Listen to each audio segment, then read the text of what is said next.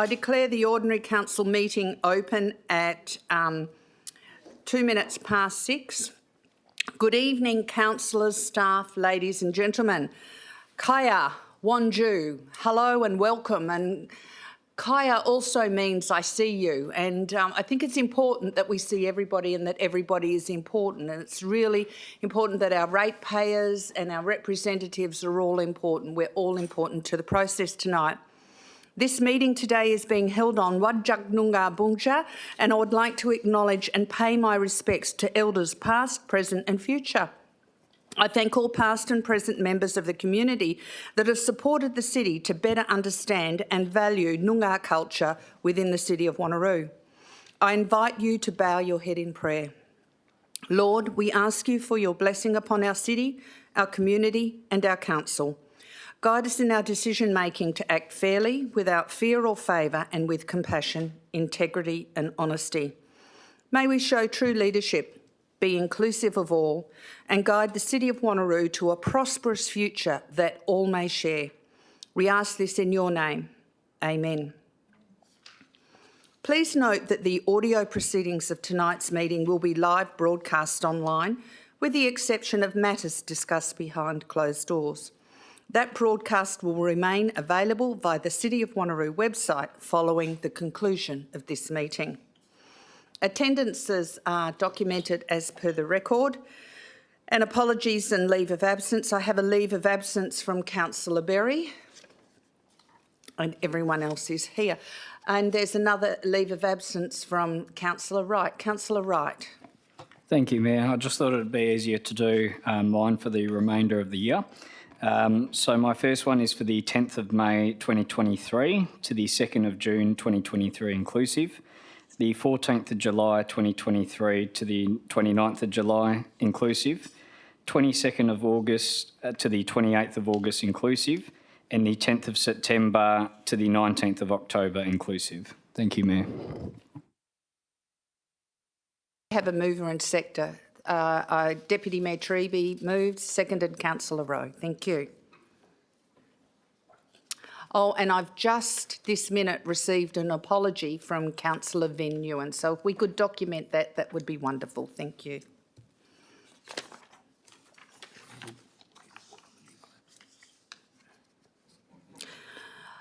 We need to vote on the leave of absence. So, councillors, could you please cast your vote?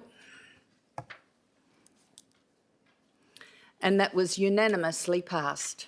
Thank you. The following general rules apply to the public question and statement time. Public questions and statements should only relate to the business of the local government and should not be a personal statement or opinion.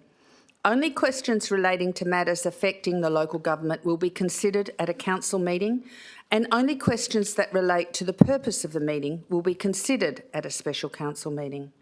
Questions may be taken on notice and responded to after the meeting. Questions may not be directed at specific council members or a city employee. Questions are not to be framed in such a way as to reflect adversely on a particular council member or a city employee. First priority will be given to persons who are asking questions relating to items on the current council meeting agenda, and second priority will be given to public statements. Only public statements regarding items on the council agenda under consideration will be heard. Each person seeking to ask questions or make a statement may address the council for a maximum of 3 minutes each. So we've had notice, questions and statements received prior to the meeting. We've got one from Mrs. Dot Newton. Do we have those written responses? Thank you. Mrs. Dot Newton about item PQ01423, and that is there a limit as to how long an elected member can be granted leave of absence? Currently a full meeting allowance is being paid. That has been responded to by the Director. Leave is not to be granted to a member in respect of more than 6 consecutive ordinary meetings of the Council without approval of the Minister, unless all of the meetings within the period of 3 months. All leave of absence requests that have been granted by council adhere to this requirement. The second question is, when will the policy relating to councillors' fees, allowances and benefits be adhered to? 2.5 and 2.51, it states all claims must be lodged within 30 days of the month of the claim. The response from the Director of Corporate and Strategy and Performance says, as advised to Mrs Newton at the briefing held on the 5th of April 2022, all claims received by council members are assessed in accordance with the legislative requirements and with regard for the intent and purpose of the council members' fees, allowances, reimbursements and benefits policy, City of Wanneroo. Clause 2.51 of the policy requires that claims for reimbursement are to be lodged on a monthly basis by no later than 30 days of the final day of the period to which the claim relates. Notwithstanding this requirement, Regulation 31 of the Local Government Administration Regulations 1996 requires that some costs, including travel costs incurred by a council member, are to be reimbursed without any limitation on a submission timeframe. All council members are encouraged to lodge claims for reimbursement on a timely basis. Mr Chokolich from Lansdale has asked a question, and that is there a progress update on relocating our crossover and driveway from Sedgley Close to Brookway Retreat? And that response was taken by the Director of Assets, Planning and Sustainability on notice, and he will respond to Mr Chokolich in a timely fashion. Our third question is from Mr Perkov about the amendment to Local Planning Policy 4.19. Question 1, is the Council aware that they control the context of their local planning strategy and the intent of the strategy is to balance resident views with sound planning principles? However, the residents' concerns and suggestions within the North Wanneroo area have not been considered. The response from the Director of Assets. Mr Perkov, do you want to ask questions in person? Well, if you would like to come to the podium and give us your name and the suburb in which you live, Mr Perkov. Thank you, Your Worship. Name's Carlo Perkov. We're owners of a property in Neerabup. I do actually live in Balcatta, though. Madam Mayor, councillors, city staff and ratepayers, thank you for having us this evening. It's one of those odd nights when we don't have anything on. Important night, so we thought we'd come down here and talk about those things that are really important to us. Question 1, which you've already gone through, but I'll go through it again, if you don't mind. Is the council aware that they control the context of their local planning strategy and the intent of the strategy is to balance residents' views with sound planning principles? However, the residents' concerns and suggestions within the North Wanneroo area have thus far not been considered. Thank you, Mr Perkov. Mr Dixon, would you like to respond to that? Thank you, and through you, Madam Mayor, administration has provided a response in writing, but I'm happy to read that response for Mr Perkov. So the response is that the local planning strategy is Council's strategic land use planning framework for the development of the city to 2041. The purpose of the item on tonight's agenda is for Council to consider the draft strategy for submission to the West Australian Planning Commission for advertising purposes. Once the West Australian Planning Commission has given its approval for advertising, the document will be advertised and the community will have an opportunity to make submissions during advertising. All submissions will be considered by Council after the advertising process prior to submission to the West Australian Planning Commission for formal approval. It also notes that in spring 2022, administration surveyed 289 landowners in North Wanneroo, and council members have been made aware of the responses that were received to that survey. Administration has also engaged with the North Wanneroo Residents Association and the North Wanneroo Growers Group over the past 2 years. Thank you, Mr Dixon. Mr Perkov, you have another question? 2 more, Madam Mayor. Question 2, is Council willing to include an amendment tonight which identifies the North Wanneroo area as a planning investigation area? Given the North Wanneroo area includes a substantial amount of smaller lot holdings which are becoming unviable and will in fact, upon the reduction in water licensing, become even more so. Therefore, the city and landowners will have sterile land which is not currently accounted for in the draft strategy. Mr Perkoff, you know that until we take the vote, we cannot say whether we're approving it or not, the amendment, but I will allow Mr Dixon to respond to your question. The councillors will examine each item on its merits. Thank you, Mr Dixon. Again, the response through you, Madam Mayor. So administration does not support the identification of North Wanneroo as a planning investigation area. As part of the preparation of the draft strategy and investigation by administration of rural residential subdivision has already been undertaken and found to be not viable. It was found that due to a range of constraints, which includes basic raw materials, wetland buffers, karst, bushfire, and the impacts on existing agricultural operations, subdivision in a consolidated area is not possible. Including the planning as a planning investigation area will therefore have no benefit and could potentially delay the local planning strategy. The city continues to strongly advocate to the state government against the 10% reduction in water licence allocation. In addition, as part of the city's Amendment 172 to District Planning Scheme Number 2, and as part of the local planning strategy, the city is considering additional permitted land uses in rural areas, including the opportunity to park caravans, boats and trailers. Thank you, Mr Dixon. Mr Perkoff, you have a third question?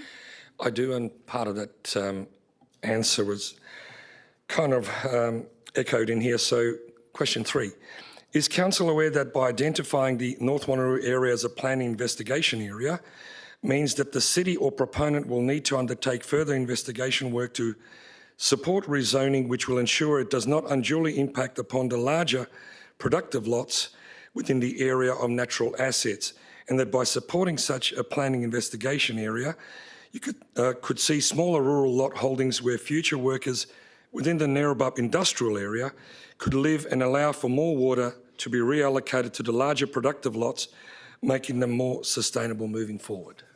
Thank you. Mr Dixon. Thank you, and through you, Madam Mayor.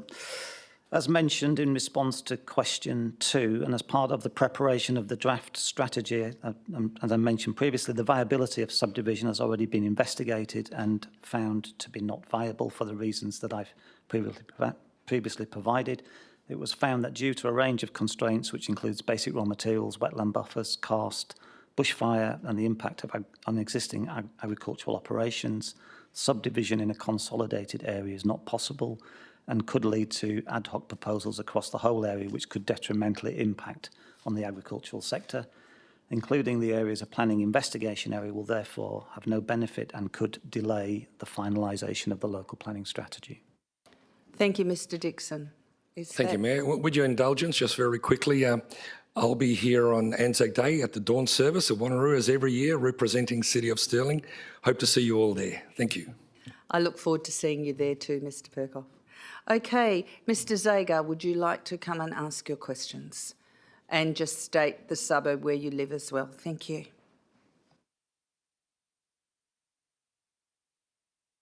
Madam Mayor and councillors, yes, we had a property in Gibbs Road Narrabeen since 1967. I have 3 questions also.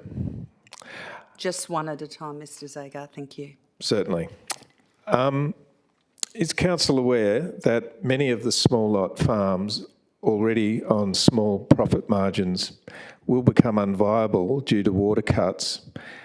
Are some of the Wanneroo's longest serving founding families who have worked incredibly hard since the 1950s and 60s and even earlier, many post-war migrants who have given so much to Wanneroo, just like the statue we honour at the entrance to this council, and that they absolutely deserve fairness, compassion and some form of compensation for losing their multi-generational livelihoods and assets.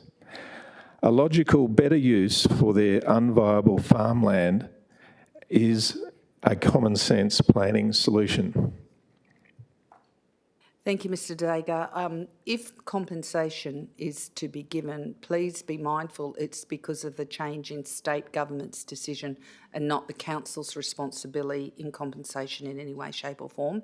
But I'll just move your question across to Mr Dixon. Thank you. Through you, Madam Mayor. there's a number of points that were raised in that, and I think probably it's easier for me to take those questions or the question on notice. I couldn't give a particular answer in terms of the viability of small lot farms within the area. I haven't done any analysis with that regard. Thank you, Mr Dixon. Your second question, Mr Zagar. Certainly. Sorry, just to clarify the comment about compensation. Obviously, unfortunately, WA is the only state in Australia that does not compensate for removing water licences. Every other state in Australia does by law and has already done so, especially in the Murray-Darling Basin, Queensland, New South Wales and South Australia. Therefore, we ask for, again, some form of compensation, which would be a sensible planning solution. Thank you for allowing me to clarify that. Obviously, we're not asking for money from the council if it was misconstrued that way. Thank you, but I just wanted to make clear to everybody that it wasn't the city's in any way their responsibility with the water licences. That wasn't done by our level of government at all. Thank you. Absolutely. If you would ask your second question, Mr Zagar. Thank you, Madam Mayor. Is the council also aware that a sensible planning solution is the historically proven win-win scenario, whereby it costs the city nothing, it actually pays for itself, it actually creates more ratepayers, it stimulates the local economy. Thank you. Importantly, it benefits agriculture, creating capital for farmers to relocate where appropriate and invest in larger economies of scale, efficient farms necessary for the future, while also transferring their existing water licences to larger farms wishing to continue. And this has been the historical successful solution that has occurred in Osborne Park, Gwelup, Darch, and before that even Claremont and St George's Terrace. Thank you, Mr Zagar. Mr Dixon, would you like to respond to that? Through you, Madam Mayor, I'm not quite sure exactly what the question Mr Zagar was asking. If you could please clarify. Certainly. In a nutshell, is the council aware that a sensible planning solution is the historically proven win-win solution to this problem? Mr Dixon? That's what I was trying to clarify. What is the win-win solution that you're proposing?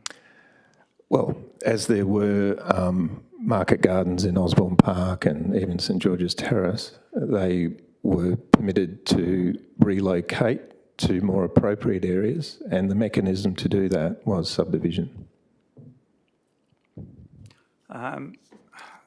Through you, Madam Mayor, administration isn't supporting subdivision within this area for the reasons that have been previously provided to you. I can clarify that. What administration is proposing is to strongly advocate for no water allocation reduction on behalf of the landowners, noting that that's a proposal from the state government. Administration is also proposing that we increase the range of permissible land uses within the rural area through Amendment 172 and also through the local planning scheme, so there are potentially viable alternative land uses within that area. And one of those potential land uses that Council has previously considered and is in the strategy is to allow the parking of caravans, boats and trailers in rural areas, which is something we think could assist those areas. Thank you, Mr Dixon. Mr Zagar, you've had over 3 minutes of your question time. I will give you 30 seconds to ask your third question very, very quickly. Thank you. Thank you very much for indulging me. Thank you, Madam Mayor. Is the council aware that the common sense solution to a wasteland of unviable properties, a rural slum, is the sensible planning solution, provides major benefits for the city of Wanneroo. It will create beautiful rural lots such as already exist in Emerald Valley and Carrabuda, which are extremely popular. They have a very high landscape values, they're beautiful, and they do not hinder the large farms nearby. Your time is up. Can you just, what's the question? Thank you very much. And that this win-win solution will stimulate the local economy and increase land values and rates and get kids in touch with nature, and it has many benefits to the city. Mr Dixon. Thank you, Madam Mayor. I will quickly elaborate as to why the city's administration isn't supporting rural subdivision. Firstly, it isn't something that's supported in the strategic planning framework set out by the state government, that being the North West Sub-Regional Planning Framework, State Planning Policy 2.5 and Statement of Planning Policy 3. Our strategy is required to align with that higher order state planning framework. If it doesn't, the likelihood is that the Commission will change it before it goes out for advertising to align with that framework. All it will do is serve, in my view, it will serve to delay the finalisation of the local planning strategy. We have, Madam Mayor, already engaged and surveyed North Wanneroo landowners, and there wasn't a significant amount of support for those properties without water licences for subdivision to occur. Noting there was also the North Wanneroo Growers Group who did not support residential development near their operations, as it could negatively impact their operations. There are, as I mentioned previously, significant planning constraints that limits the opportunity for potential rural subdivision to a very small number of fragmented, isolated areas only. If rural land is subdivided for residential purposes, it will be lost to future viable agricultural or horticultural uses, something that the city wishes to promote and retain as part of this local planning strategy. Residential uses will lead to pressure to remove existing remnant vegetation, to construct driveways, dwellings, outbuildings, gardens, and also reduce any bushfire risk to inhabitants. Such residential development will, in my opinion, change the rural character of the area. Madam Mayor, there is no need for additional residential development within the city. There is sufficient land, 10,460 hectares, to accommodate projected population growth to 2050. And there's currently approximately 1,400 rural residential lots within the city of Wanneroo. Having said all of that, we are sympathetic to the issues that rural landowners are facing, and that's why we are, as I mentioned previously, advocating for no water reductions. In addition, as I mentioned, we're also promoting a range of additional land uses that could be permissible within rural areas. If landowners in this area wish to pursue rural residential subdivision on their properties, there are a number of options available to those landowners, which include submitting individual planning proposals for their land through a scheme amendment to allow additional land uses on that specific property, or an application to the Commission to subdivide. Equally, landowners can make a submission during the advertising period of our local planning strategy, which will be considered by Council. They can also pursue rural subdivision through the review of the North West Sub-Regional Planning Framework. Thank you, Mayor. Thank you, Mr Dixon, and thank you, Mr Zagar. I'd just like to take this opportunity to formally welcome Councillor Perkov and Councillor Sandry from Stirling. Great to have you in the best place in the world, the city of Wanneroo. Now, Councillor Sandry, I understand you have some questions. Would you like to come to the podium and state your name and suburb, please? And Madam Mayor, I have asked to do a statement, if that's okay. That's fine. Thank you. And I'm here in my capacity as a town planner, assisting a fellow councillor at the City of Stirling, Mr Perkov, and the ratepayers of North Wanneroo. So good evening, Madam Mayor, Deputy Mayor and councillors. My name is Bianca Sandry from Urbanista Town Planning, which is located at 231 Bulwer Street in Perth. In terms of the statement, I'll keep it brief, and I'll probably just reply to some of the responses that have been provided tonight, and I'll keep my stopwatch here so I don't go past 3 minutes.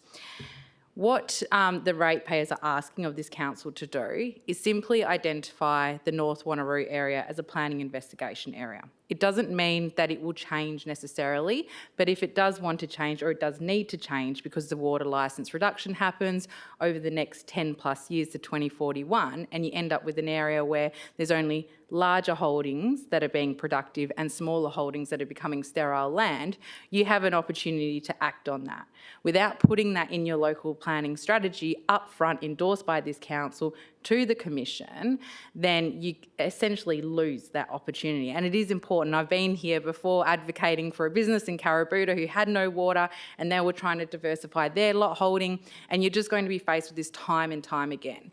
I accept that the officer's view is that it's not possible to consider anything else other than some additional uses on these sites. But the reality is, until that body of work has been done, we don't truly know whether that's the case. And that body of work then needs to be advertised to the community so we can have a look at it and see if that's actually the case, and then we work together to see and find a solution that's amicable to the larger lot holdings and equally to the residents on the smaller lot holdings, and for the natural environment as well, which is around there, which is quite beautiful. In terms of putting the planning investigation area, it doesn't, as I said, it doesn't mean we're going to go and suggest it can be subdivided tomorrow, or even in fact subdivision is appropriate, but it will enable this council to further investigate that. It's not, in my view, let's say hypothetically subdivision could be considered, it would only be considered if it wasn't an ad hoc planning measure. So it could only be contemplated if it fit in with the road network, if it fit in with each other, if it wasn't complicated by bushfire, etc. And that's what the planning investigation area allows you to do. You don't put it in now, then you won't have an opportunity until 2041 when you do your new strategy. And you won't have an opportunity to investigate the area when there's going to be complications along the way. There was a comment regarding the sub-regional planning framework, which was endorsed in 2018 by the Commission. A lot has changed for this part of the world in the last 5 years, insofar as those small lot holdings are becoming unviable simply because the larger production has scale, has the ability to sell things cheaper, etc.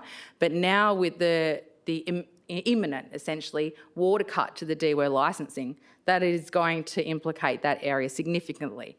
That couldn't have been accounted for in 2018 when that document was completed. These are the things that this council should be advocating to the WAPC about and saying, well, if you don't solve our water issue, then we have to put it as a planning investigation area. It's one or the other.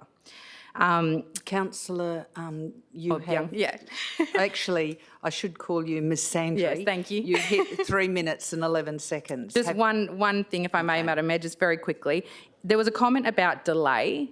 By putting this in now, it won't delay the strategy. And even if it did delay your strategy by, let's call it 6 months, well, at least you're responding to concerns of your residents, and at least you're responding to an area that needs to be addressed. And I'll leave it at that. Thank you, Madam Mayor, and thank you for the indulgence. Thank you, Ms Sandry. And can I please allow Mr Dixon to respond to that, please? Thank you. Thank you, and thank you for the statement. Administration, at the request of council members, has already undertaken extensive investigation into the viability of rural subdivision within North Wanneroo.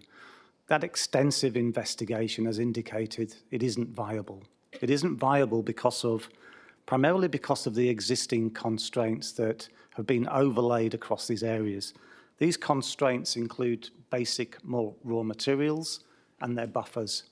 No development can occur on land which has been identified, certainly residential development on areas that have been identified for the extraction of basic raw materials, because it fetters the ability for that extraction to occur, which we all know is important for the continued growth and development of the city. There's also wetlands and lakes within this area, which also have their buffers and significant environmental constraints.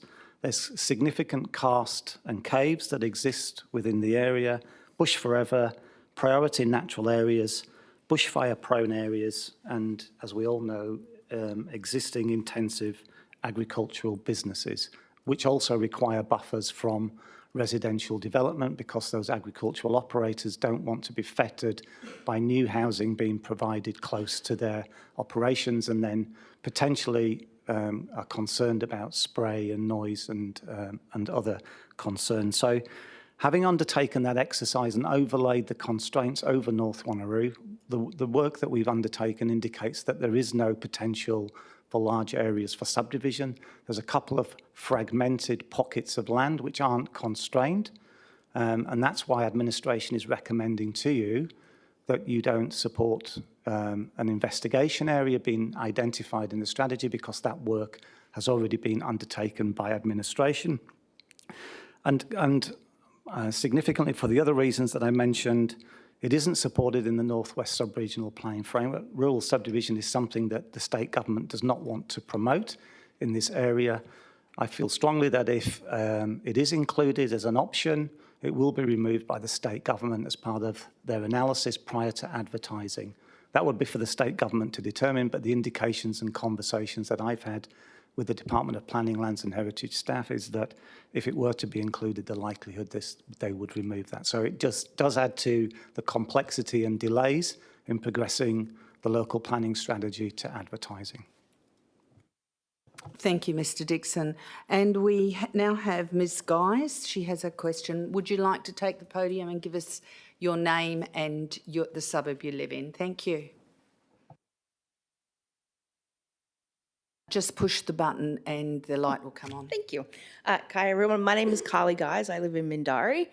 And my question is, now that the referendum question has been published and released publicly, does the council plan on taking an advocacy position on supporting the Uluru Statement from the Heart? Thank you. Ms Terrelink.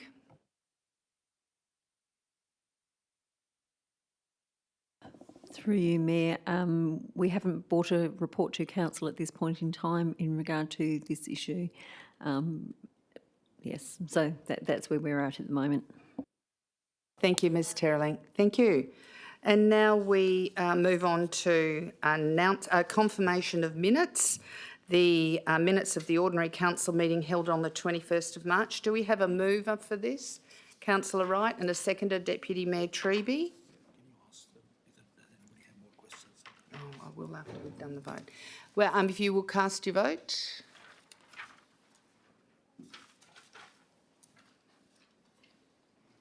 And that's passed unanimously. Just quickly before we proceed with the meeting, is there anybody in the gallery who would like to ask any further questions? If there's not, we'll move on with the meeting. Thank you. I have no announcements. Do we have any questions from council members? Yes, Councillor Miles.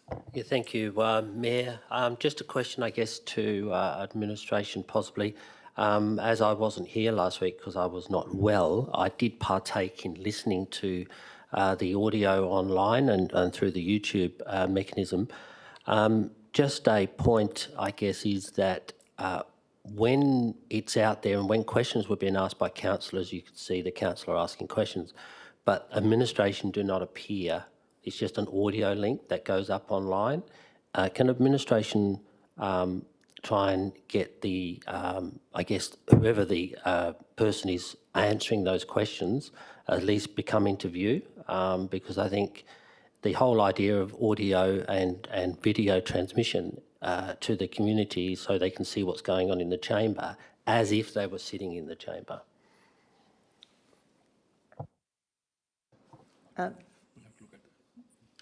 Ms Jennings? Thank you, Mayor. At the moment, the chamber is set up with 3 cameras, and they're the the vision that you see on the streaming. So we'd either have to rearrange furniture or get a 4th camera. So that's the situation at the moment. Thanks. Thank you, Ms Jennings. Any other questions from councillors? There are no further questions. Item 7, petitions. We have a new petition from Councillor Coetzee. Do you have a seconder for it? Councillor Baker. Oh, Councillor Baker said he would second it. Sorry, I didn't see. I had a petition on my table. I've got a petition here to install speed humps on Beachside Parade in Yanchep between Zambia Rise and Timpletonia Boulevard. I think we do need that. Councillor Baker, would you like to speak to this? No, thanks, ma'am. The issue has been before the city before, and the petitioner is obviously very sensible people. Thanks. Thank you, Councillor Baker. Councillors, would you like to cast your vote, please?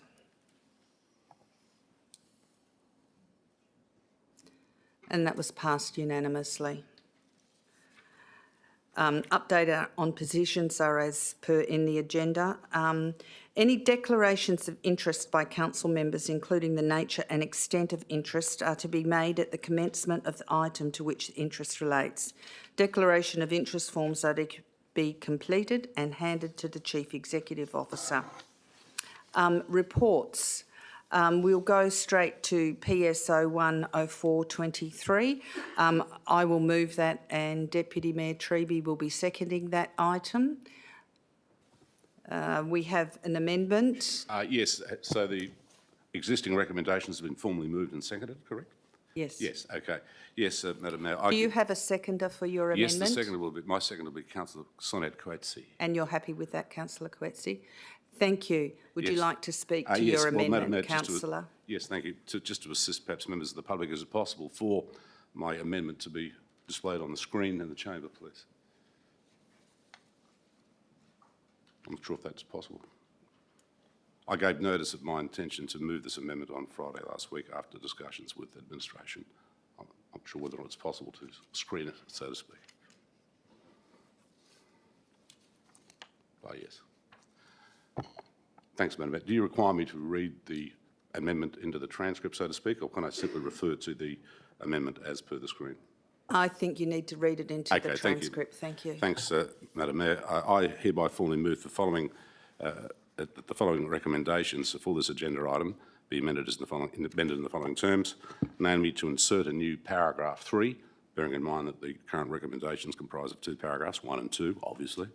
And my proposed new paragraph 3 reads as follows: amends the draft City of Wanneroo local planning strategy, comma, as included in attachment 1, comma, inference being attachment 1 hereof, prior to submission to the WAPC, comma, to include new text on page 51 in part 2, comma, to state that individual landowners in North Wanneroo can submit individual planning proposals to the WAPC to facilitate subdivision or extending permitted uses in respect to any such lands, comma, which will be considered by the WAPC and / or the Minister for Planning. I formally move that motion, and the seconder, I think, has already indicated her consent to the same. Councillor Baker, you happy for me to put that to the vote now? Or do you want to speak to it? Well, I'll be very brief, ma'am. We've heard tonight from Thank you. Mr Zager, Councillor Perkov, the City of Stirling, who's also a landowner in the relevant area, the North Wanneroo area, and also Councillor Sandry, who's a very experienced and highly regarded councillor on the City of Stirling and also a qualified town planner. In a nutshell, what we seek to do here is to send out a message that, yes, you can seek to lodge a subdivision application. I'll be making further comments in the substantive debate, subject to what happens. And also, of course, we do or can facilitate additional or extended permitted or discretionary uses concerning parcels of land within this particular area, North Wanneroo. This particular amendment, in my view, if you like, adds greater strength to the concerns that have been expressed by the speakers earlier this evening, and the substantive debate will no doubt tease out all the other related issues in the detailed and comprehensive report prepared by Mr Dixon. Thank you. Thank you, Councillor Baker. Councillor Coetzee, would you like to speak to the amendment? Yes, please. Thank you. I don't have much to say on it. Just a few things, I suppose. Most of the councillors around the table know that the North Wanneroo growers, local growers, have a problem with the 10% water reduction. It's not good. It's half of our food bowl, or part of our food bowl. This proposed amendment let landowners know that they can individually submit planning proposals to facilitate the subdivision of their land to extend permitted land uses.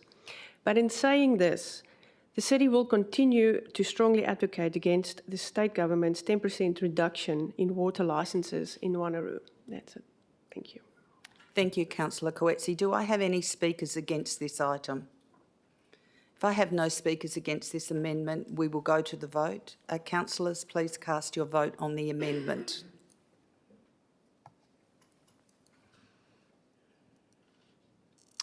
I can't see the vote on my screen, but I've got 1 no, which is Councillor Civic, and 11 yeses. So, yep. Yes, you may.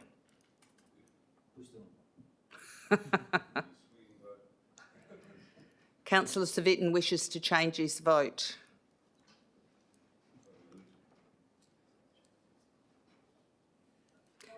So we vote again.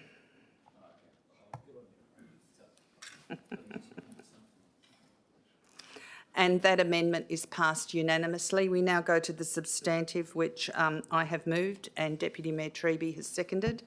There has been a lot of effort going into... Sorry, Councillor Huntley? Madam Mayor, could I propose an alternative wording to the amendment? I'm sorry, we've already passed the amendment and it was passed unanimously, so we can't change the amendment wording. Councillor Wright? Sorry, Madam Mayor, if I could assist. Councillor Huntley was wanting to put in another amendment up to the substantive. So you want to do a second amendment? Yes, Madam Mayor. Yeah. Has that amendment been presented to the officers? No. I'm doing this from the floor just because of what we've heard from tonight. Can I do that? Only if you have someone to second it. Do I have anybody to... do you want to hear... What is it first? All it is... Yeah, what is it first? So all it is Councillor Baker's recommendation, but instead of so many words, it will actually read the planning investigation area instead.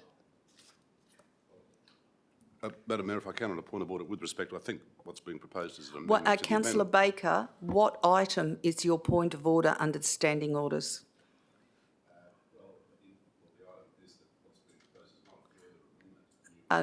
No, what number under the standing orders is your point of order?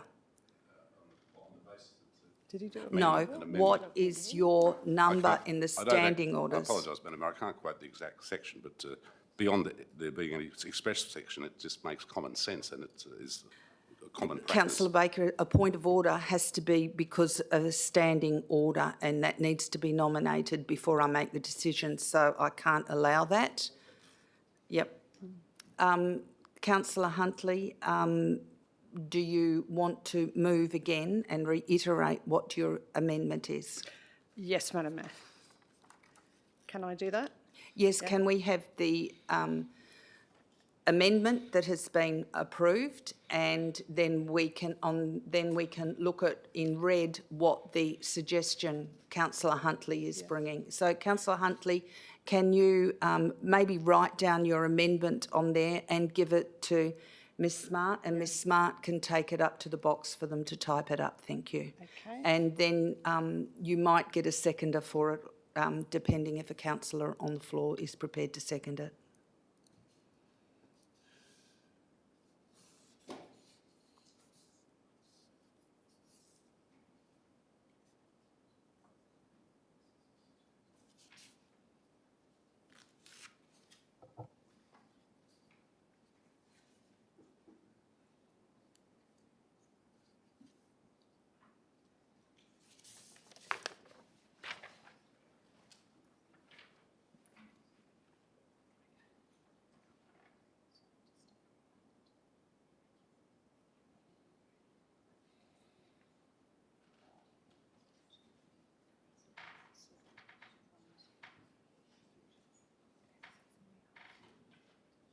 We're just pausing for a couple of minutes until we get the amendment on the screen to look at it and to discuss it. Thank you for all of those who are watching from home.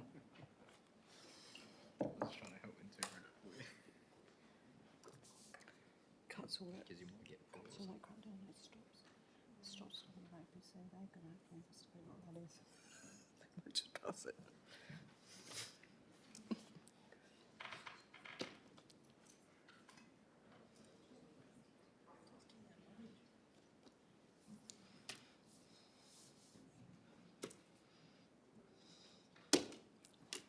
Gotta save some trees.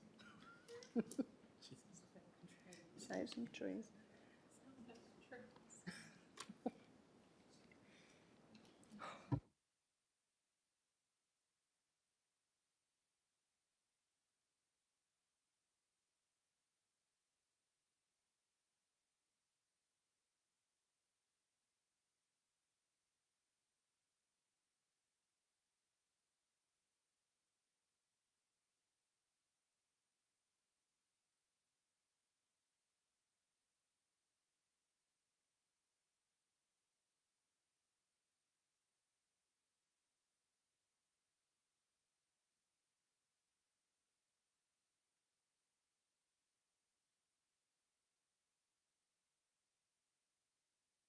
Okay, do we have a seconder for this amendment to the amendment or the item 4? Do we have a seconder?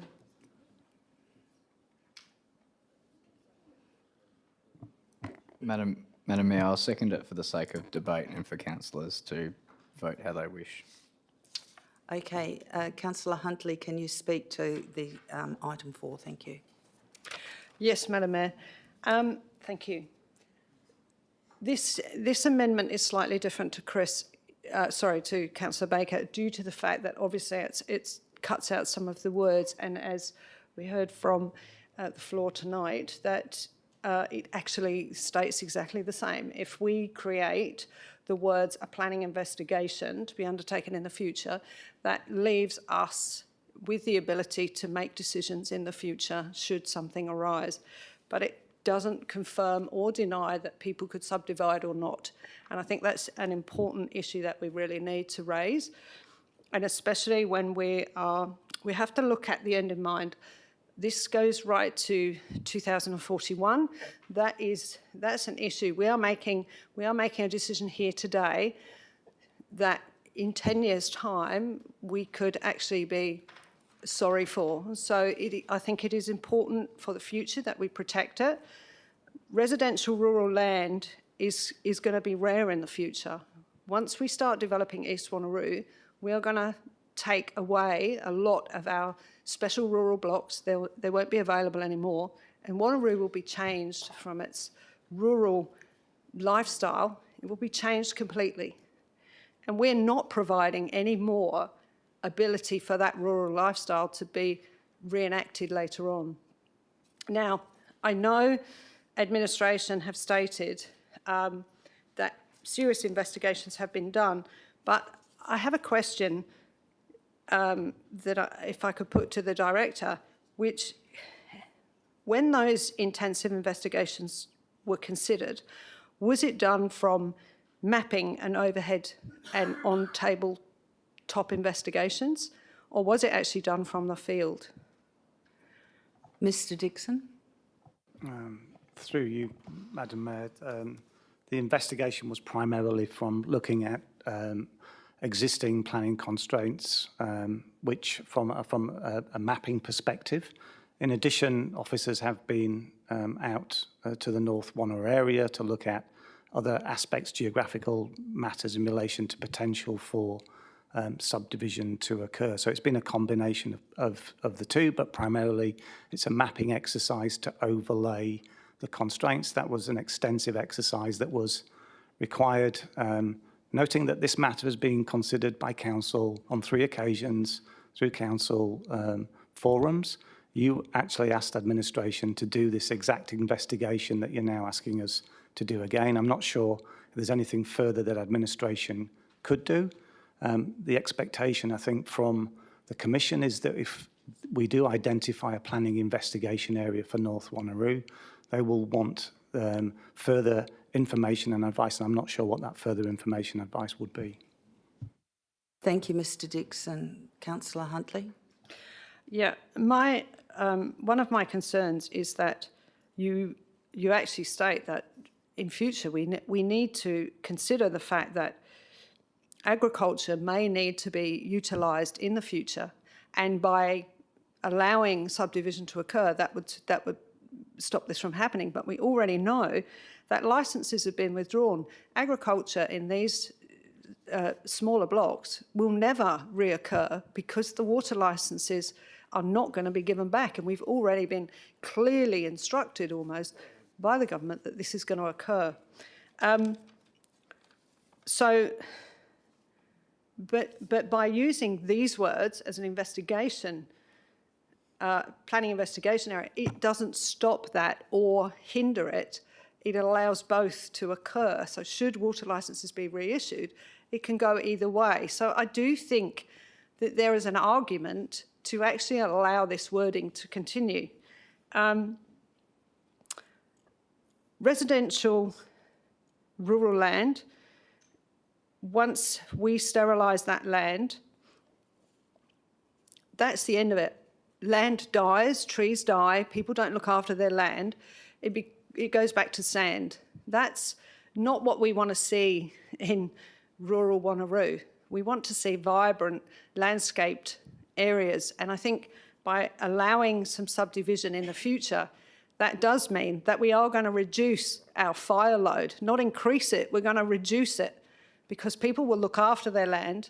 They will clear it and they will burn. They won't clear it, but they'll keep mechanically the leaves and the trees and the fire load down. This will improve our ability to control fires in these rural blocks rather than have areas where 20 or 40 acres could go up in smoke without anybody being there or any water facilities or any fire provision made to actually put these out.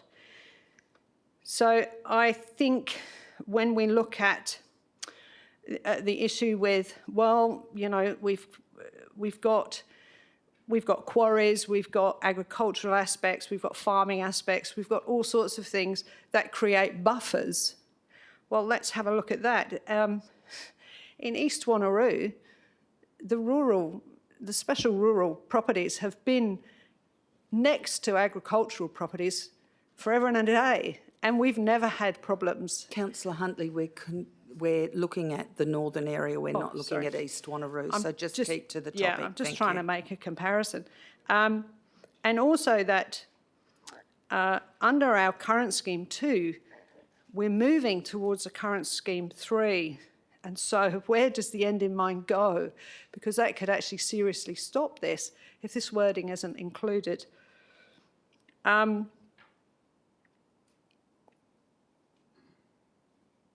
going to actually ask Councillor my Huntley, fellow you've had councillors. 5 minutes. Yes, that's all right.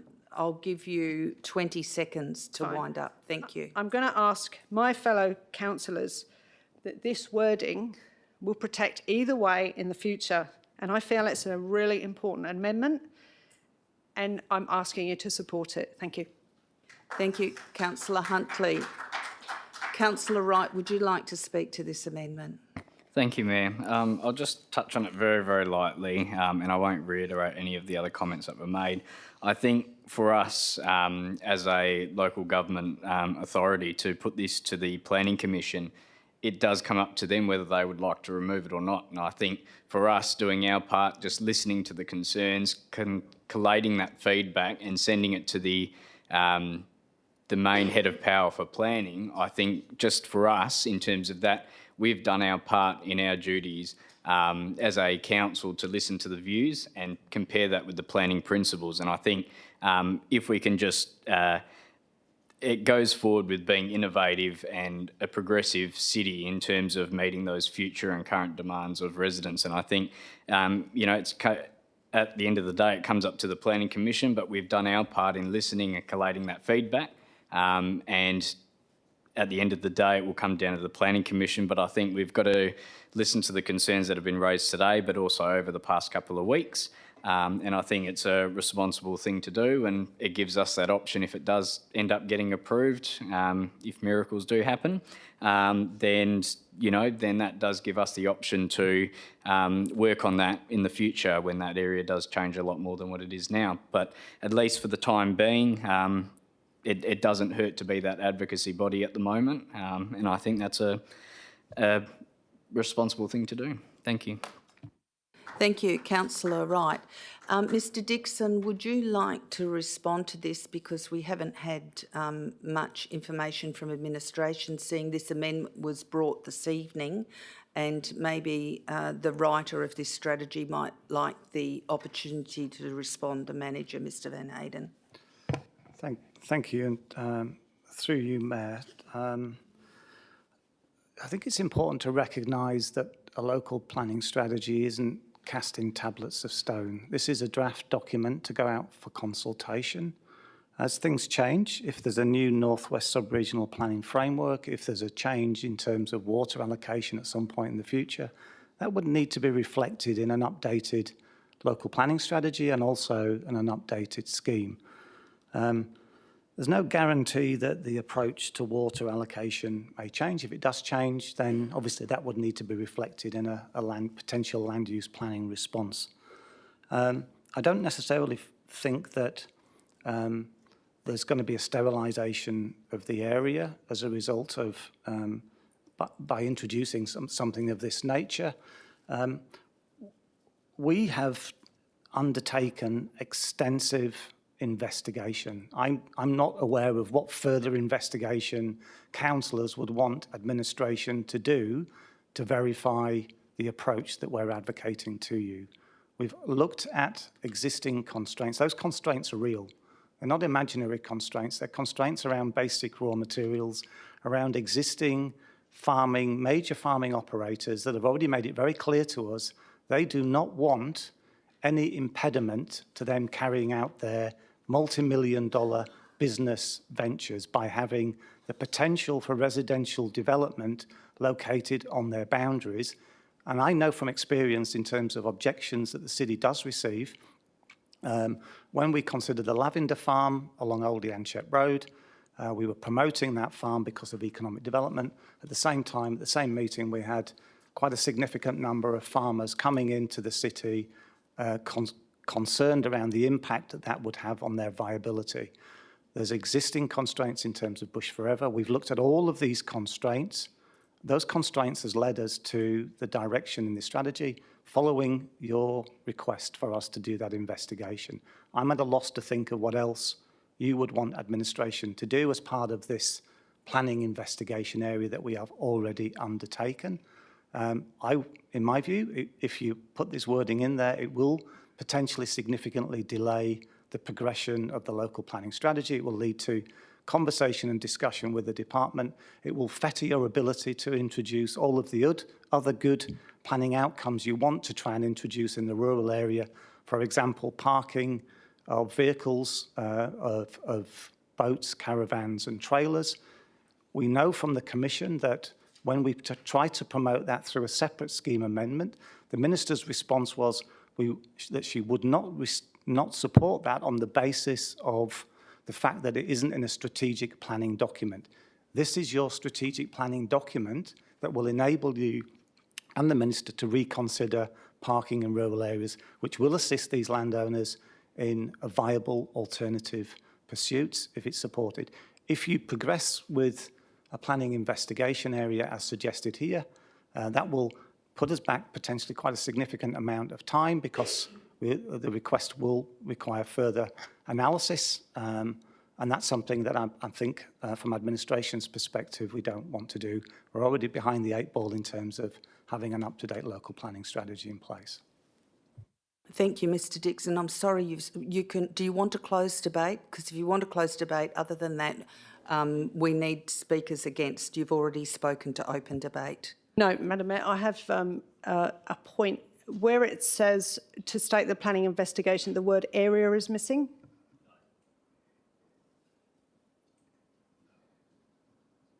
Thank you. Okay, do I have speakers against? Deputy Mayor Treby. I understand the passion. I understand the presentations that have been delivered this evening. However, I sit here as a member of the governing body and I have to base my decisions on, as it's an administrative decision, on facts, findings and evidence.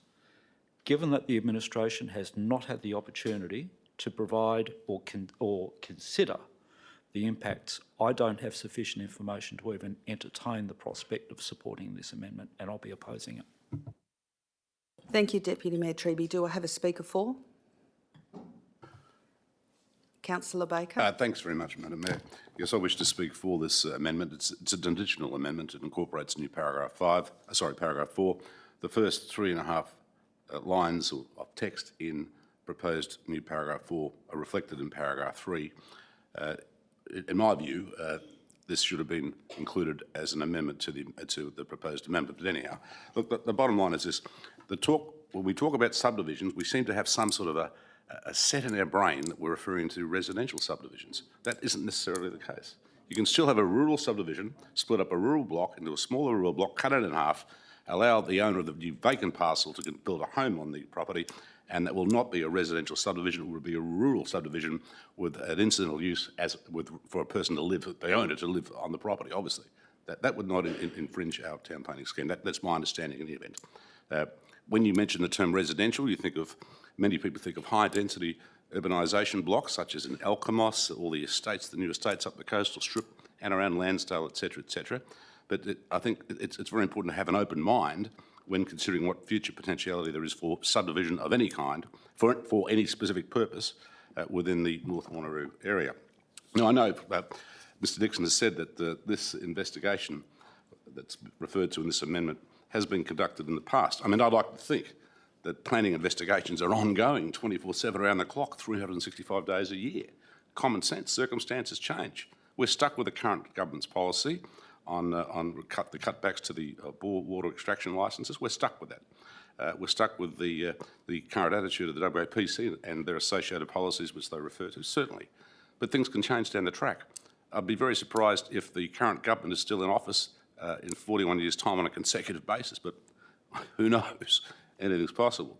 So I support the intent of what's proposed, and I think it stands to reason that when conducting any future investigation after tonight, if this amendment gets up, it would obviously not be appropriate to rehash previous investigations carried out in recent times as a rehash. You can stare at the same block of land, look at the same aerial photographs, take into account the same zone maps, etc., and arrive at the same result. So I support this amendment in view of its intent. And I should add at the outset, when Councillor Huntley mentioned she was going to move this amendment, move an amendment, it wasn't clear to me whether she was moving a new amendment or amending the amendment, but in any event, that's been made clear. So I apologise for initially trying to, if you like, score you out of the debate and this amendment. Thank you, Madam Mayor. Thank you, Councillor Baker. I just have a question to Mr Dixon. Under the current local planning strategy that's coming before us this evening, if someone wanted to split a rural block into 2 rural blocks, would they be able to do that under current planning strategy? Thank you. That's a very broad question, Mayor. Depends on the location, the size of the blocks. There's a whole range of different constraints depending on exactly where it is. I think the broad intent of the planning framework, the North West Sub-Regional Planning Framework, and what we're trying to achieve is a viable long-term agricultural and horticultural precinct. By fragmenting land into smaller blocks, it fetters the ability for that to occur in the longer term. One of the key pillars of the local planning strategy is to have a viable agricultural and horticultural precinct. It's very strongly reflected in your economic development strategy. It's reflected in most of the key strategic documents that the city has. It's also reflected in the fact that we're working very hard to advocate for no loss of water to support that viable agricultural industry. Fragmenting, subdividing landowners' land in this area fetters that ability to occur. Principally and primarily, if rural residential subdivision occurs, the value of the land significantly increases to, in my opinion, almost entirely remove the opportunity for future agricultural use of that land. Thank you, Mr Dixon. Do I have speakers against? Councillor Smith.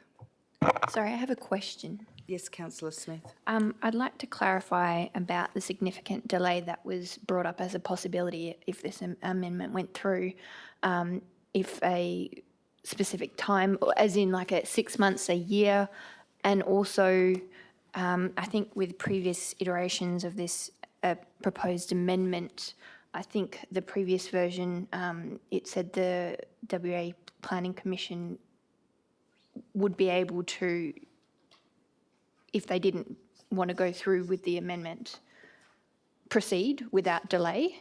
Sorry if I'm not clear on that part, but I was just wondering if that went through, could this see a planning delay as well? Mr Dixon. Thank you, Mayor. Where we go from here is that depending on the outcome of tonight's meeting, if Council supports a local planning strategy that broadly aligns with the North West Sub-Regional Planning Framework and other strategic documents, then it will be a quick assessment for the Department of Planning, Lands and Heritage and Commission to agree to go to advertising. Where we deviate significantly from the existing planning framework that's set, then there will be questions that are raised by the Commission. They'll request further information from administration. I'm not sure, as I've mentioned before, exactly what investigation councillors wish administration to undertake.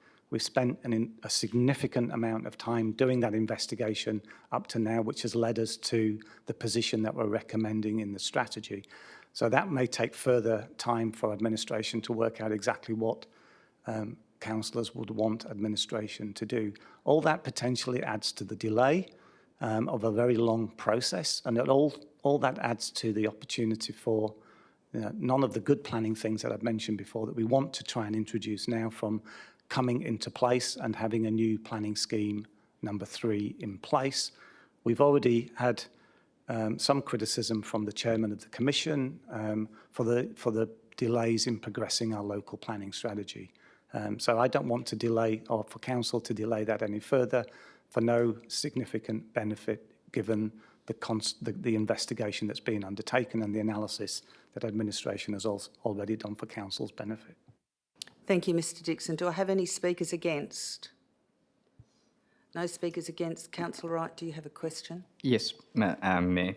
In regards to the amendment for the last sentence to state that a planning investigation area be undertaken in the future, can that be, because the plan obviously goes until 2041, can that be an investigation that happens in 20 or 30 years' time? And that is the reasoning that we submit that to the Planning Commission, that we have that provision in there that allows us to undertake that planning investigation area towards the end of the lifespan of that strategy. Mr Dixon. Rather, because I know now there's been a lot of discussion around the immediate terms of now, but can we do that investigation towards the end of the lifespan of that strategy? But we've got that provision that enables that. Mr Dixon. You can undertake, this is a living document. It's not something that's adopted and then placed on a shelf. If something fundamentally changes within the context, the planning context of this area, council can at any point request administration to undertake an investigation and amend the local planning strategy or amend your scheme. So we don't need to put this wording into a document. As soon as you include this wording in the document, the expectation is you will undertake a further planning investigation of the area that will then drive a particular outcome within your new scheme. And that would be the expectation of the state government. As I said, we can undertake any investigation at any point in time. It doesn't need that wording to be included. We've done all the work that I can think of up to this point in time that's led us to a conclusion. Based on the current planning framework, there are significant constraints to subdivision within that area, and it isn't supported by the North West Sub-Regional Planning Framework. I think a better approach would be for council to advocate for the Commission to look at the opportunity for rural subdivision as part of their review of the North West Sub-Regional Planning Framework, rather than try and pursue it through our local planning strategy. Thank you, Mr Dixon. Do I have any speakers for this amendment? Councillor Miles. Yeah, look, thank you, Mayor. Look, I'm in support of always advocating for and on behalf of our community, and we know quite clearly that this community has lobbied this council for multiple years about the difficulties they've been having in their area, whether it came from transport, repairs, to whether it came to requiring extra homes to be built on lots that are up there so they could live near family. And we've heard again tonight some of the other challenges.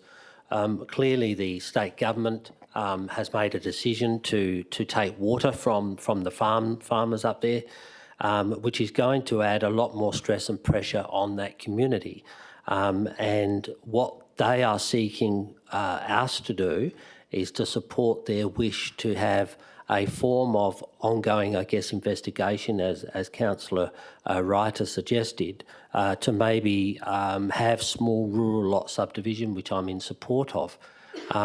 If you've got somebody that's been bequeathed through death a 10-acre lot or a 5-acre lot, and you may have 3 family members, none of them wish to sell it because it's been in their family some 60 or 70 years, but however they would like to subdivide it up so they each get an equal portion, we're sort of saying no to that. And I do have a problem with that. So I'm very happy to support the amendment, and it is about having small rural lots.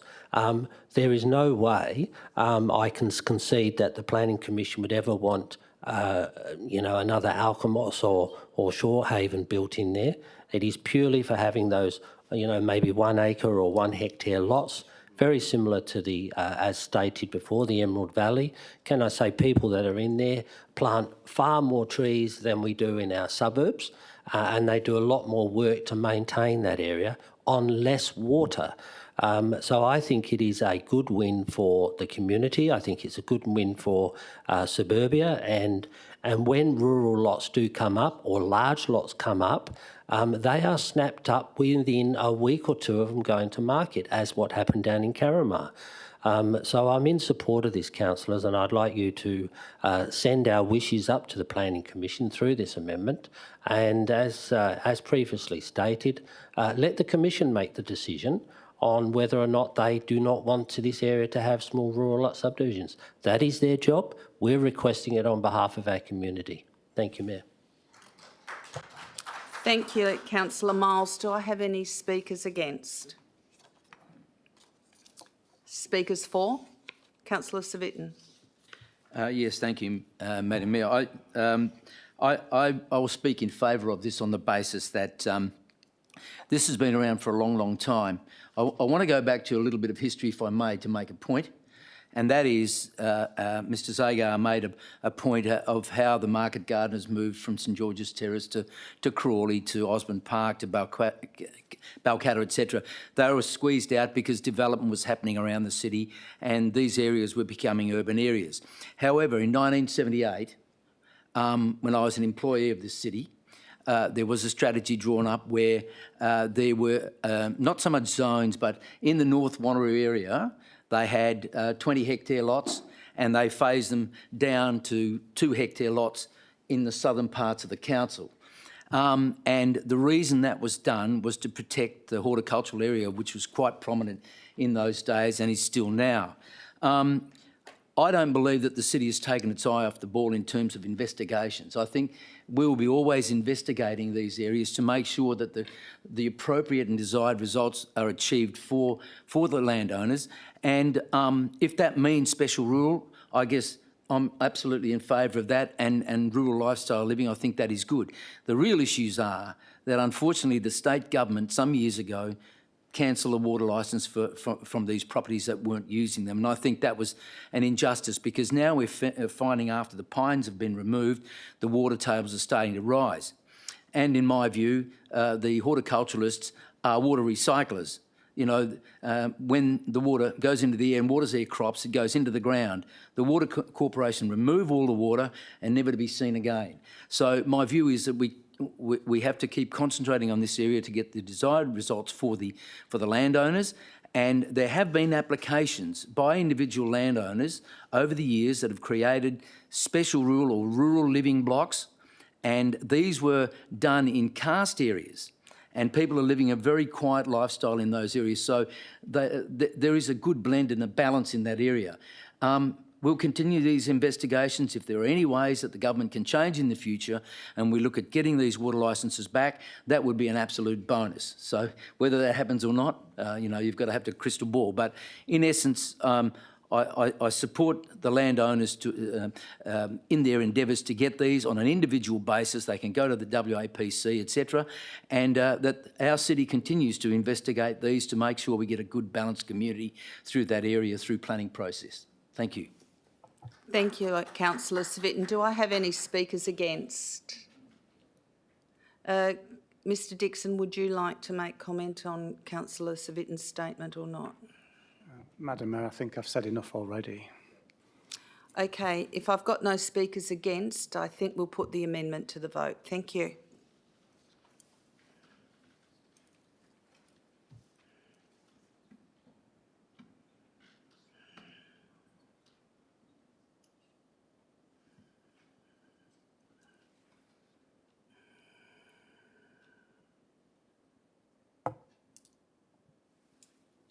So I declare that it's passed, 5 against and 7 for. Those voting for it, supporting it, Councillor Coetzee, Councillor Huntley, Councillor Wright, Councillor Baker, Councillor Smith, Councillor Councillor Miles, Councillor Civic.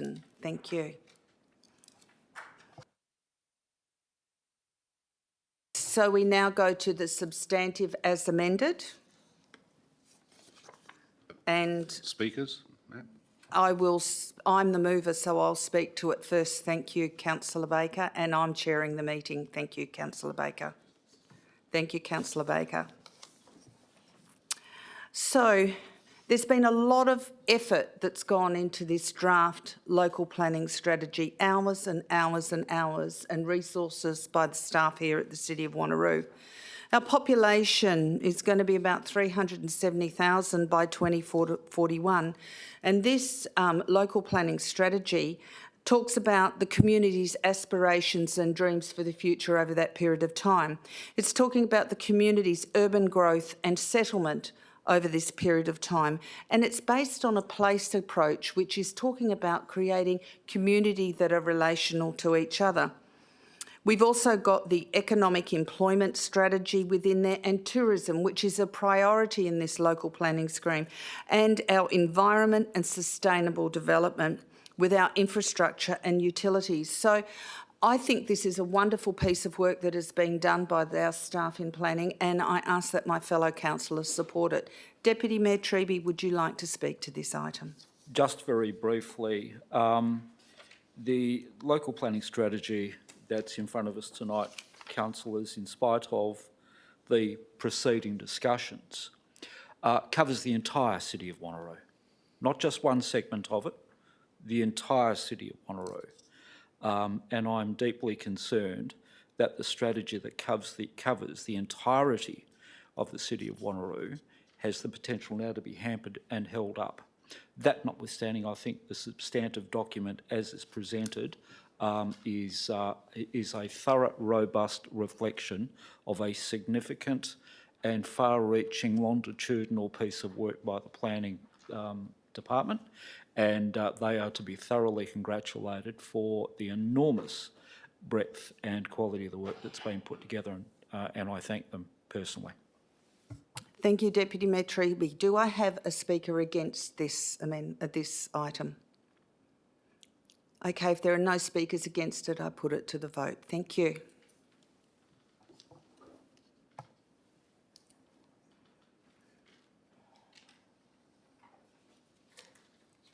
And that is passed unanimously. I'm just going to go to item CPO 1423, which is the response to petition PTO 1223, objection to the BMX track redevelopment at McCoy Park, Quinns Rocks. Councillor Smith. Thank you. Point of order. 7.1A, that the motion be deferred. Do I have a seconder for that? Councillor Coetzee. Yep, I second it. So there's a motion on the table to defer the item back for further information, and I will put that to the vote now. Thank you.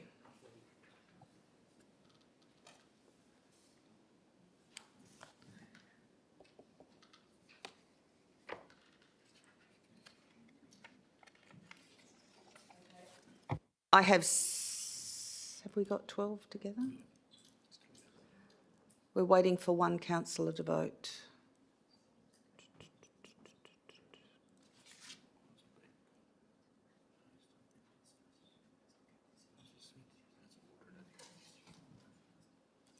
Councillor Smith, have you voted? I've got 12. Yep, so that procedural motion is supported. I have 5 against, which is Councillor Rowe, Councillor Civic, Councillor Herridge, Councillor Wright and Councillor Huntley. So that item will be referred back to further discussion. So I would like a vote to close the doors because we'll be going to staff matters, which is a confidential matter. That is item CR 010423. Can I have a mover to go behind closed doors, please? Yes, Councillor Heritage, seconder, Deputy Mayor Treby. Can I have a vote to go behind closed doors, please?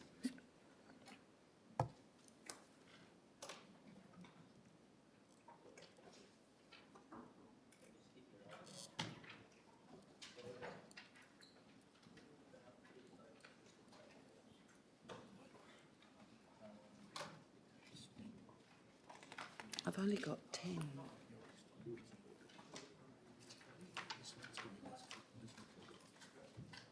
That's Councillor Smith.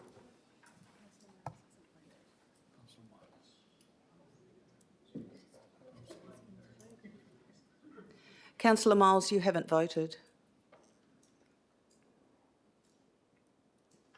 Thank you, that was passed unanimously.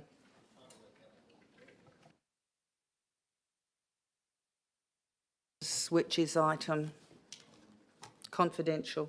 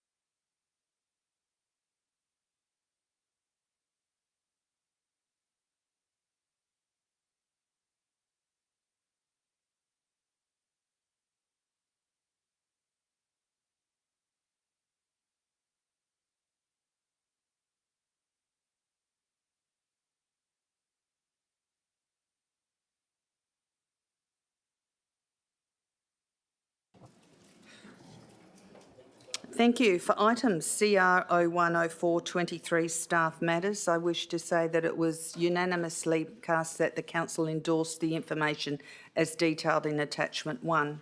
We'll now go to assets. The policy ASO.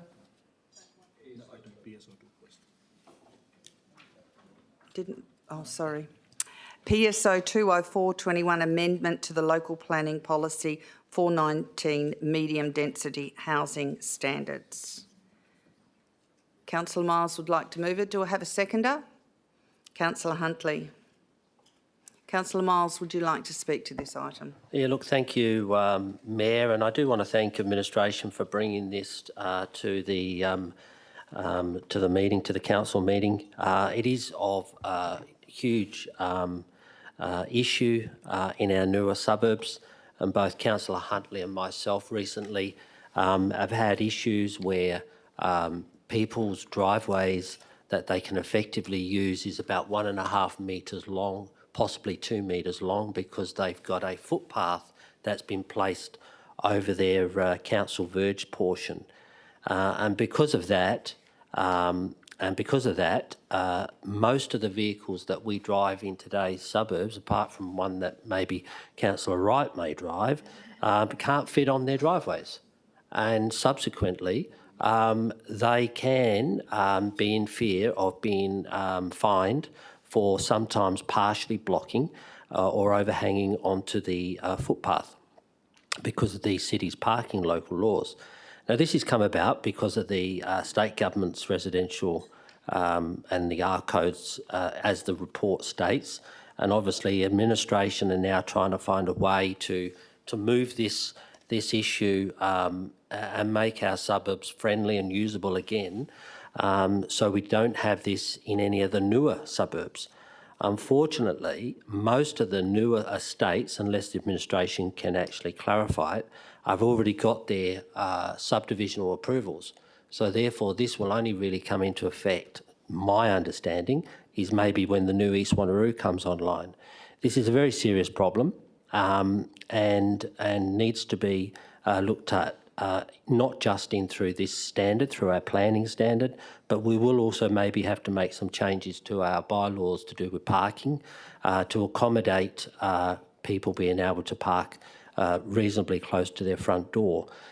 Parking on the road is obviously permitted, but if you have a whole street of people parking on the road, you could effectively have a street that's not wide enough for an ambulance or a fire truck to get down.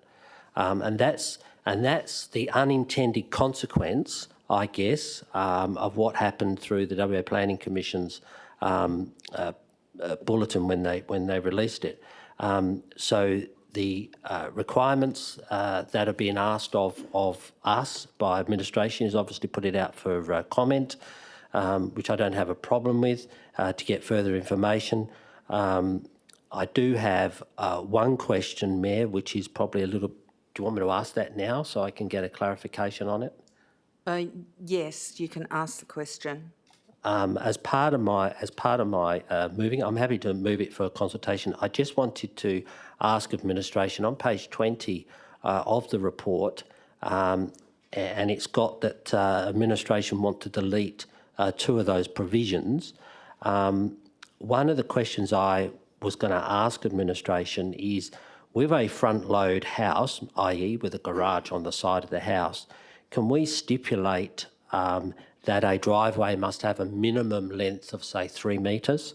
So at least if we say that in this RMD codes, we might be able to get some of these garages pushed back a little bit so people do have a driveway that's long enough for the average car. Thank you, Mayor. Mr Dixon. Through you, Mayor, I think that the standard requirement within the R codes is for the minimum 4.5 metres of parking area in front of garages. So I don't think that will be an issue in terms of what Councillor Miles is trying to achieve. The point that he raised earlier with regard to this applying only looking forward, once the change is made, it will only apply to future, if you like, local development plans where they seek to amend the R codes or future proposals. It can't apply retrospectively.